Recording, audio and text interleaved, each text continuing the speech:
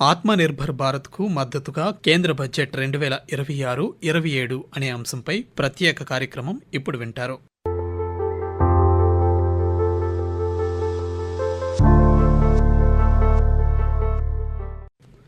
ఆత్మనిర్భర్ భారత్ ఇది కేవలం ఒక నినాదం మాత్రమే కాదు, స్వావలంబన కలిగిన శక్తివంతమైన ఆధునిక భారతదేశ నిర్మాణానికి ఒక మార్గం. దేశీయ తయారీ రంగాన్ని బలోపేతం చేసి దిగుమతులపై ఆధారపడటాన్ని తగ్గించడానికి ఆత్మనిర్భరత అనే మార్గాన్ని అనుసరించినట్లయితే చిన్న చిన్న పరిశ్రమలు, అంకుర సంస్థలు ఏర్పాటై ఉపాధి అవకాశాలు గణనీయంగా పెరుగుతాయి. తద్వారా దేశ ఆర్థిక వ్యవస్థ స్థిరత్వాన్ని పొంది ప్రపంచంలోనే ఒక అగ్రగామి ఆర్థిక శక్తిగా భారతదేశం మారుతుంది. భారతదేశ ఆర్థిక వ్యవస్థ ప్రతి సంవత్సరం కేంద్ర బడ్జెట్ ద్వారా ఒక దిశ, దృక్పథం, అభివృద్ధి మార్గరేఖను పొందుతోంది. ఆత్మనిర్భర్ భారత్ అనే భావన భారతదేశ ఆర్థిక, సామాజిక, సాంకేతిక స్వావలంబనకు ప్రతీకగా నిలుస్తోంది. ఈ లక్ష్యాన్ని సాధించడంలో కేంద్ర బడ్జెట్ 2026-27 కీలక పాత్ర పోషించనుంది. ఎందుకంటే ఇటీవల పార్లమెంట్లో ప్రవేశపెట్టబడిన బడ్జెట్ ఆత్మనిర్భర్ భారత్ అనే సూత్రానికి ఒక ప్రతిష్టాత్మకమైన కార్యాచరణను అందిస్తోంది. దేశీయ ఉత్పత్తి, పరిశ్రమల ప్రోత్సాహం, ఉద్యోగావకాశాల పెంపు, మౌలిక సదుపాయాల అభివృద్ధి, డిజిటల్ పరివర్తన వంటి అంశాలన్నింటిపైన ప్రధానంగా ఈ బడ్జెట్లో దృష్టి సారించారు. అలాగే నూతన వర్ధమాన పరిశ్రమలకు అవసరమయ్యే అంశాలకు తగిన మద్దతైతే ఈ బడ్జెట్లో లభించింది. ప్రపంచ మార్కెట్లలో భారతదేశాన్ని ఒక శక్తివంతమైన ఆర్థిక వ్యవస్థలా నిలిపేందుకు అనుగుణంగా ఈ బడ్జెట్లో పేర్కొన్న ప్రతిపాదనల గురించి ఈనాటి కార్యక్రమంలో మాట్లాడుకుందాం. బయోఫార్మా శక్తి మిషన్, సెమీకండక్టర్ మిషన్ 2.0, ఎలక్ట్రానిక్స్ విడిభాగాల తయారీ పథకం, అరుదైన భూ ఖనిజాల కారిడార్ నిర్మాణం, కీలక ఖనిజాలకు ప్రాధాన్యత, వస్త్ర రంగంలో కొత్త పథకం, అధునాతన సాంకేతిక సాధనాల తయారీకి ప్రోత్సాహం, ఛాంపియన్ ఎంఎస్ఎంఈలను సృష్టించడం, ఇవన్నీ భవిష్యత్తును దృష్టిలో ఉంచుకుని ఈ బడ్జెట్లో రూపొందించబడిన ప్రతిపాదనలు. దేశానికున్న ప్రస్తుత, భవిష్యత్ అవసరాలను తీర్చడంతో పాటు ఈ ఎంఎస్ఎంఈలు చిన్న కుటీర పరిశ్రమలకు అందించిన ప్రోత్సాహకం వల్ల స్థానిక స్థాయి నుంచి ఇవన్నీ ప్రపంచ స్థాయికి ఎదగడానికి ఈ బడ్జెట్లో నూతన శక్తిని కల్పించింది ప్రభుత్వం. కేంద్ర ఆర్థిక శాఖ మంత్రి నిర్మలా సీతారామన్ పార్లమెంట్లో 2026-27 ఆర్థిక సంవత్సరానికి గాను బడ్జెట్ ప్రవేశపెడుతూ ప్రభుత్వం ముఖ్యంగా 3 కర్తవ్యాలను స్ఫూర్తిగా తీసుకుని బడ్జెట్ను రూపొందించినట్లు చెప్పారు. ఉత్పాదకత, పోటీతత్వాన్ని పెంచుతూ వ్యాపార సంస్థలు, ఆర్థిక వ్యవస్థలు ప్రపంచ అస్థిరతలను ఎదుర్కొంటూనే సమర్థంగా అభివృద్ధి చెందేలా చేయడం ద్వారానే ఆర్థిక వృద్ధిని వేగవంతంగా, స్థిరంగా కొనసాగించడం తమ ప్రభుత్వ మొదటి కర్తవ్యమని చెప్పారు. అందుకనుగుణంగానే 7 వ్యూహాత్మక అత్యాధునిక రంగాల్లో తయారీ రంగాన్ని భారీగా విస్తరించడంపై కేంద్ర బడ్జెట్ 2026-27 ప్రత్యేకంగా దృష్టి సారించింది. Under our first kartavya, to accelerate and sustain economic growth, I propose interventions in 6 areas. 1. Scaling up manufacturing in 7 strategic and frontier sectors. 2. Rejuvenating legacy industrial sectors. 3. Creating champion MSMEs. 4. Delivering a powerful push for infrastructure. 5. Ensuring long-term security and stability. And 6. Developing city economic regions. Scaling up of manufacturing in 7 strategic and frontier sectors. అందులో 6 కీలక రంగాల గురించి మాట్లాడుకున్నట్లయితే అంతర్జాతీయ biopharma కేంద్రంగా భారతదేశాన్ని నిలపాలనే లక్ష్యంతో రాబోయే 5 ఏళ్ల కాలానికి 10,000 కోట్ల రూపాయల వ్యయంతో బయోఫార్మా శక్తి పథకాన్ని ఈ బడ్జెట్లో ప్రతిపాదించారు. జీవ ఔషధాలను, వాటితో సారూప్యమున్న ఔషధాలను దేశీయంగా ఉత్పత్తి చేసేందుకు సానుకూల వ్యవస్థను ఇది నిర్మిస్తుంది. బడ్జెట్లో ప్రకటించిన ప్రకారం 3 కొత్త జాతీయ ఔషధ విద్యా పరిశోధనా సంస్థలతో బయోఫార్మాపై ప్రత్యేకంగా దృష్టి సారించేలా ఒక నెట్వర్క్ను ఏర్పాటు చేస్తారు. అంతేకాకుండా ప్రస్తుతమున్న 7 సంస్థలను కూడా ఉన్నతీకరిస్తారు. అంతర్జాతీయ ప్రమాణాలకు తగ్గట్లుగా కేంద్ర ఔషధ ప్రమాణాల నియంత్రణ సంస్థను బలోపేతం చేయాలని, అలాగే ప్రత్యేక వైజ్ఞానిక సమీక్షా సిబ్బంది, వృత్తి నిపుణుల ద్వారా అనుమతుల ప్రక్రియలో జాప్యాన్ని తగ్గించాలని కేంద్ర బడ్జెట్ ప్రతిపాదించింది. Biopharma Shakti meaning Biopharma strategy for health advancement through knowledge, technology and innovation. India's disease burden is observed to be shifting towards non-communicable diseases like diabetes, cancer and autoimmune disorders. Biologic medicines are key to longevity, and quality of life at affordable costs. To develop India as a global biopharma manufacturing hub, I propose the Biopharma Shakti with an outlay of 10,000 crores over the next 5 years. ఆధునిక అవసరాల్లో అత్యవసరంగా నిలుస్తోన్న semi conductors ప్రోత్సాహకానికి కూడా ఈ బడ్జెట్లో ప్రభుత్వం అధిక ప్రాధాన్యతనిచ్చింది. భారతీయ semiconductors ecosystem సామర్థ్యాలను విస్తరించడానికి India semiconductor mission ISM 1.0 సాధించిన విజయాలను మరింత ముందుకు తీసుకువెళ్లడానికి ISM 2.0 ప్రారంభించాలని కేంద్ర బడ్జెట్ ప్రతిపాదించింది. ఈ మిషన్ ద్వారా పరికరాలు, అవసరమైన పదార్థాల ఉత్పత్తి, భారతీయ మేధో సంపత్తిని పూర్తి స్థాయిలో అభివృద్ధి చేయడం, సరఫరా వ్యవస్థల బలోపేతంపై దృష్టి సారించాలని నిర్ణయించింది. సంబంధిత పారిశ్రామిక నేతృత్వంలో పరిశోధన, శిక్షణా కేంద్రాలపై దృష్టి సారించడం ద్వారా సాంకేతికతను, నైపుణ్యం కలిగిన శ్రామిక శక్తిని అభివృద్ధి చేస్తామని నిర్మలా సీతారామన్ బడ్జెట్ ప్రవేశపెడుతూ చెప్పారు. India Semiconductor Mission 1.0 expanded India's semiconductor capabilities.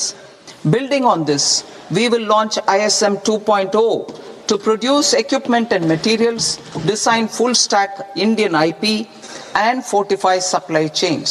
We will also focus on industry-led research and training centers to develop technology and skilled workforce. ఇక గత ఏడాది ఏప్రిల్లో ప్రారంభించిన ఎలక్ట్రానిక్స్ విడిభాగాల తయారీ పథకం కోసం ఇప్పటి వరకు 22,919 కోట్ల రూపాయలు ఖర్చు చేయగా ఇప్పుడు వీటికి మరిన్ని కేటాయింపులు జోడించి 40,000 కోట్ల రూపాయలకు పెంచాలని 2026-27 కేంద్ర బడ్జెట్ ప్రతిపాదించింది. ఇక ప్రస్తుతం ప్రపంచవ్యాప్తంగా అరుదైన ఖనిజాల కోసం ఎంత చర్చ నడుస్తోందో మనందరం చూస్తున్నాం. దీనిని గుర్తించిన కేంద్ర ప్రభుత్వం అరుదైన ఖనిజాలకు సంబంధించి కూడా ఈ బడ్జెట్లో అధిక ప్రాధాన్యతనిస్తూ ఒక కొత్త పథకానికి శ్రీకారం చుట్టింది. అరుదైన ఖనిజాలతో రూపొందించే శాశ్వత అయస్కాంతాలపై పథకానికి సంబంధించి ఖనిజ సంపద ఉన్న ఒడిశా, కేరళ, ఆంధ్రప్రదేశ్, తమిళనాడు రాష్ట్రాలకు చేయూతనివ్వాలని కేంద్ర బడ్జెట్ ప్రతిపాదించింది. ఖనిజాల మైనింగ్, శుద్ధి, పరిశోధన, తయారీలను ప్రోత్సహించే లక్ష్యంతో ఆయా రాష్ట్రాల్లో ప్రత్యేక రేర్ ఎర్త్ కారిడార్ల ఏర్పాటుకు సహకరించాలని ప్రభుత్వం నిర్ణయించింది. అలాగే దేశీయంగా రసాయనాల ఉత్పత్తిని మెరుగుపరచడంతో పాటు దిగుమతులపై ఆధారపడటాన్ని తగ్గించాలని 3 ప్రత్యేక కెమికల్ పార్కుల ఏర్పాటు దిశగా రాష్ట్రాలకు సహకరించేందుకు ఒక పథకాన్ని ప్రారంభించాలని కేంద్ర మంత్రి ప్రతిపాదించారు. క్లస్టర్ ప్రాతిపదికగా నిర్వహణ సన్నద్ధంగా ఉన్న సదుపాయాలతో అమలు ఆధారంగా రాష్ట్రాలకు నిధుల కేటాయింపు విధానం ఛాలెంజ్ రూట్లో వీటిని ఏర్పాటు చేయాలని నిర్ణయించారు.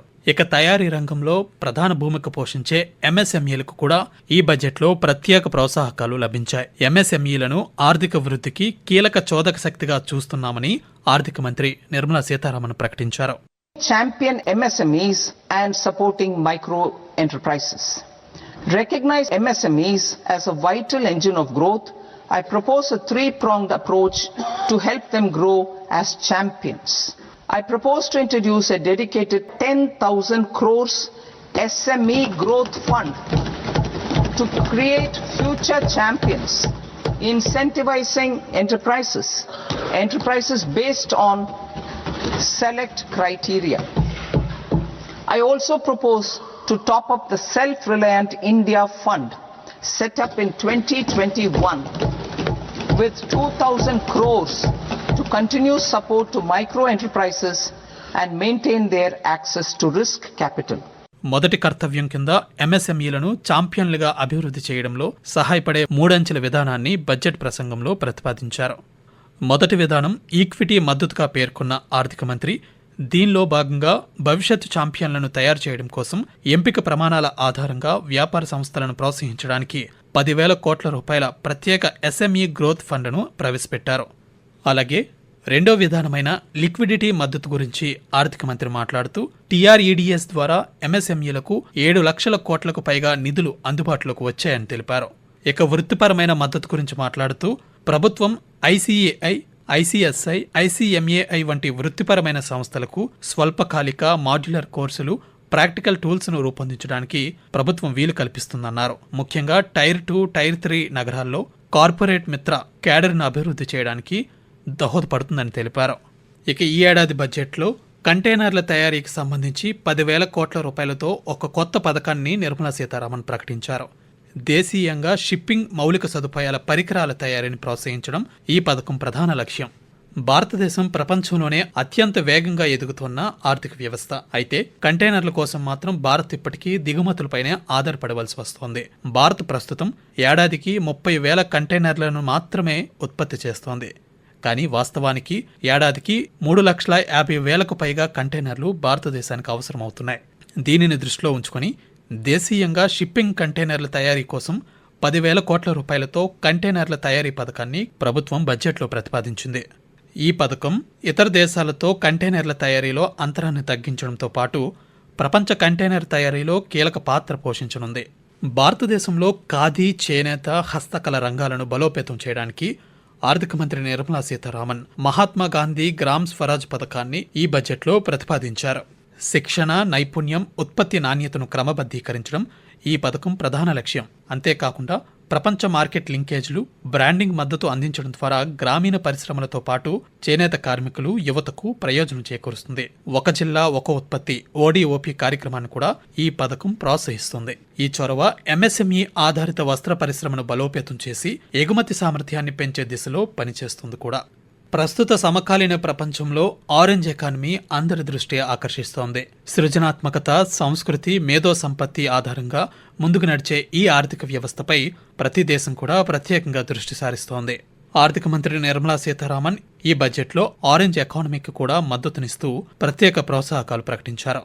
భారత విద్య నైపుణ్యాల వ్యవస్థ కోసం ఒక పరివర్తనాత్మక ప్రణాళికను సమర్పించారు ఆర్థిక మంత్రి. ఆరెంజ్ ఎకానమీని ప్రోత్సహించడానికి దేశంలో సృజనాత్మక పరిశ్రమల బలోపేతం కోసం కీలక కార్యక్రమాలను కూడా అందులో ప్రస్తావించారు. దేశంలో animation, visual effects, gaming, comics, AVGC రంగం వేగవంతమైన వృద్ధిని ప్రస్తావిస్తూ 2030 నాటికి పరిశ్రమకు దాదాపు 20 లక్షల మంది వృత్తి నిపుణుల అవసరం ఉంటుందని ఆర్థిక మంత్రి పేర్కొన్నారు. ఆరెంజ్ ఎకానమీకి ఊతమివ్వడం కోసం దేశవ్యాప్తంగా 15,000 మాధ్యమిక పాఠశాలలు, 500 కళాశాలల్లో AVGC కంటెంట్ క్రియేటర్ ల్యాబ్స్ ను ఏర్పాటు చేయడానికి ముంబైలోని Indian institute of creative technologies కు సహాయం అందించాలని కేంద్ర మంత్రి ప్రతిపాదించారు. కేంద్ర బడ్జెట్లో ఆరెంజ్ ఎకానమీకి ప్రాధాన్యతనివ్వడంపై కేంద్ర IT, ఎలక్ట్రానిక్స్, సమాచార ప్రసార శాఖ మంత్రి అశ్విని వైష్ణవ్ స్పందిస్తూ, The creators economy has been given importance by our Prime Minister.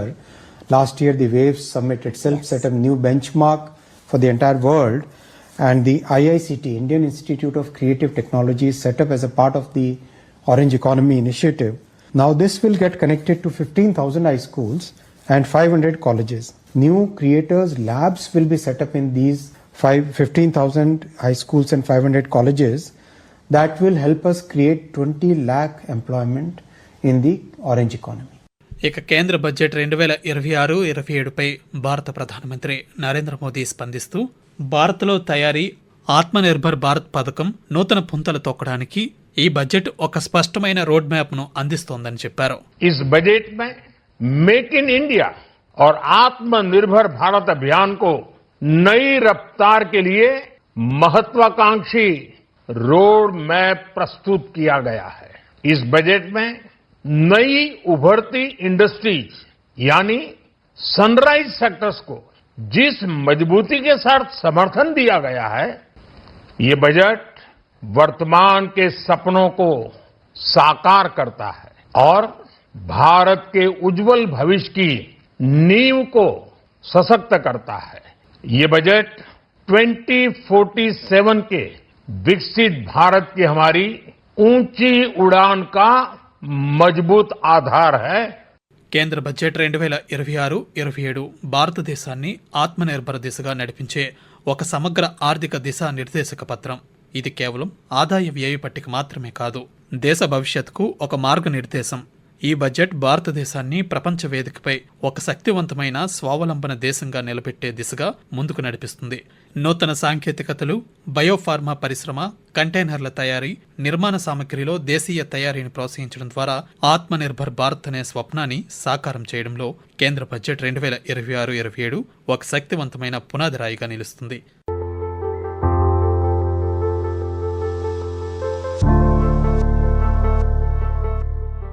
ఇప్పటి వరకు ఆత్మనిర్భర్ భారత్కు మద్దతుగా కేంద్ర బడ్జెట్ 2026-27 అనే అంశంపై ప్రత్యేక కార్యక్రమం విన్నారు.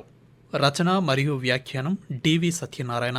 సమర్పణ ప్రాంతీయ వార్తా విభాగం, ఆకాశవాణి విశాఖపట్నం కేంద్రం. వెలువడింది ఆకాశవాణి విజయవాడ కేంద్రం నుండి.